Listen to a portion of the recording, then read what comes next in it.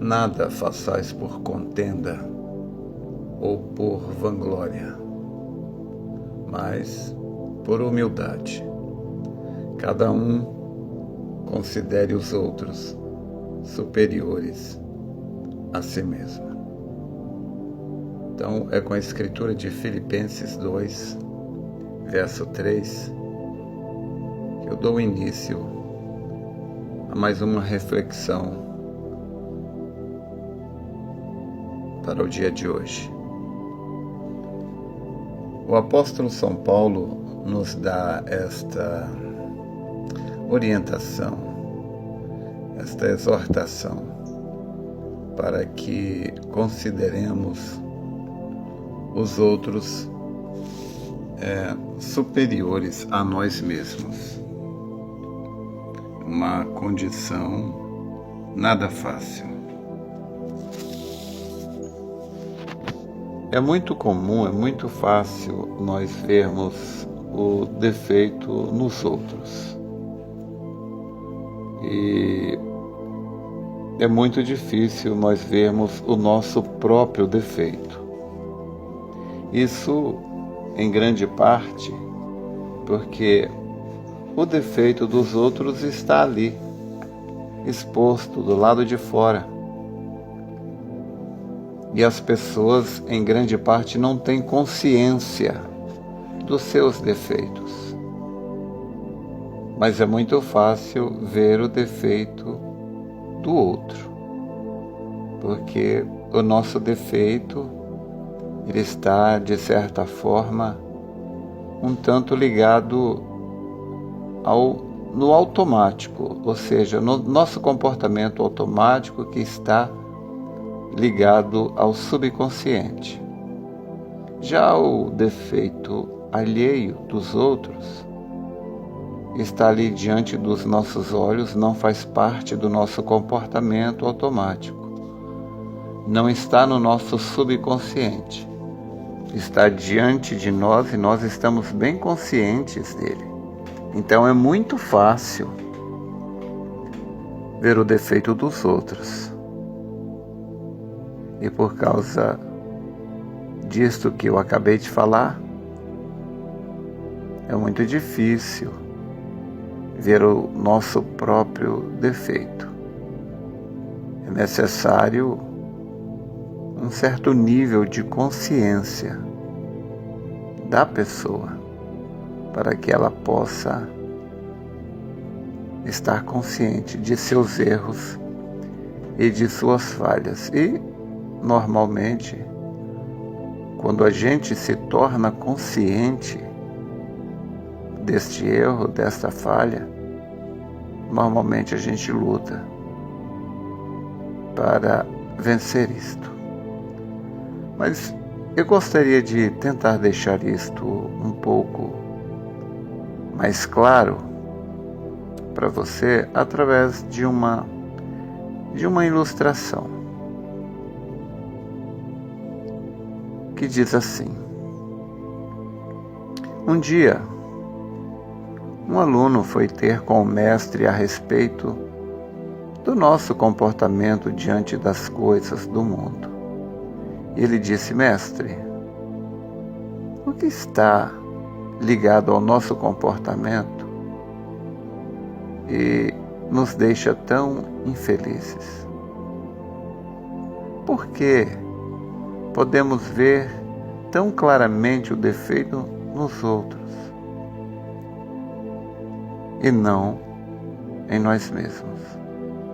O mestre, com muita calma, respondeu e disse: os homens caminham pela face da terra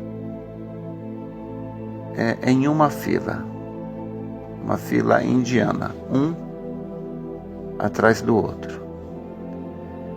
E o problema é que cada um carrega uma sacola na frente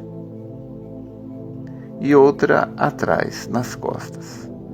Então cada homem tem uma sacola ali presa junto ao peito, na sua frente, e outra sacola preso às suas costas, atrás.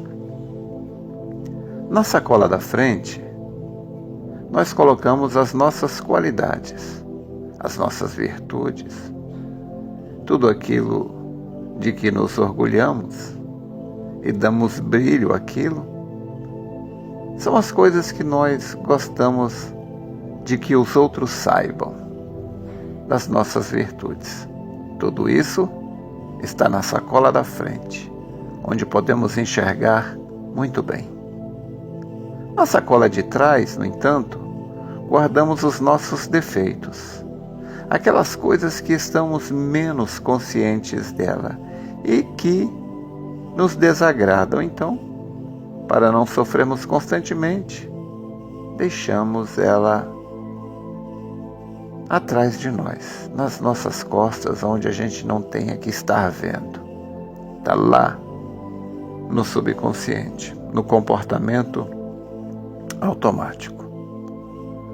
Por isso, durante a vida, mantemos os olhos fixos nas virtudes que possuímos, presas no nosso peito. Mas o problema, como eu disse, é que as pessoas elas caminham em fila indiana, um atrás do outro. Então, ao mesmo tempo que nós olhamos as virtudes que estão na sacola junto ao nosso peito, ali na nossa frente, ao passo que nós estamos olhando as nossas virtudes à nossa frente, nós também estamos vendo os defeitos da pessoa que está à nossa frente, porque os defeitos dela estão na sacola de trás, que está nas costas dela. Como nós estamos numa fila, um atrás do outro, você vê os defeitos da pessoa que está à sua frente e vê as suas qualidades e virtudes que também estão à sua frente. Então, enquanto você está vendo os defeitos nas costas do companheiro que está à sua frente, todos os defeitos que ele possui, e nós então nos julgamos melhores do que ele, sem perceber, no entanto, que a pessoa andando atrás de nós está pensando a mesma coisa a nosso respeito, porque quem está atrás de nós, ele tem as virtudes dele à frente dele e tem à frente dele também os nossos defeitos que estão nas nossas costas. Isso é apenas uma ilustração, óbvio, que nos deixa entender um pouco porque é tão fácil ver os defeitos dos outros e tão difícil ver os nossos. Então Paulo disse: considerai os outros superiores a si mesmo. O apóstolo São Paulo, na sua epístola a Tito, capítulo 1, verso 15, tem esta frase, este versículo, este ensinamento tão rico que nós devemos também considerar isto, que é Tito 1,15, diz: todas as coisas são puras para os puros, mas nada é puro para os contaminados e infiéis. Antes o seu entendimento e consciência estão contaminados. Então é muito fácil, né, nós considerarmos a nós pessoas boas e pessoas dignas e condenar o outro porque os defeitos dele estão tão latentes, tão expostos à nossa vista. Que devemos entender isso daí, irmãos. Esta parábola, essa pequena história que eu contei, da fila indiana e da sacola de defeitos e qualidades. Então, do mesmo modo que você está vendo o defeito do outro e você conhece suas boas e maravilhosas intenções, então a gente parece uma pessoa tão boa quando a gente olha nossos objetivos, nossas intenções. Nossas intenções são as melhores possíveis. Muito embora a gente não faça aquilo que a gente tem intenção. Porque quem faz aquilo que ele tem intenção são pessoas muito determinadas e disciplinadas. E quando olhamos, nós não somos esse tipo de pessoa, na maioria das vezes. Então, os defeitos dos outros, diante das nossas tão nobres intenções, os outros parecem realmente pessoas dignas de repreensão e crítica. Porém, eu quero lembrar daquilo que eu disse uma certa vez do rapaz que só via defeito nos outros. Só falava do defeito dos outros, nunca elogiava ninguém. E o patrão o levou até um formigueiro que tinha na frente da empresa e ele pegou um punhado de areia e um punhado de açúcar e misturou ambos, tanto açúcar e areia, misturou tudo junto e colocou perto da casa das formigas. As formigas, como você deve lembrar dessa história que eu contei um tempo atrás, as formigas ali, elas pegavam só o açúcar. Elas deixavam o grão de areia, mas elas pegavam só os grãos de açúcar. Era só isso que interessava para elas.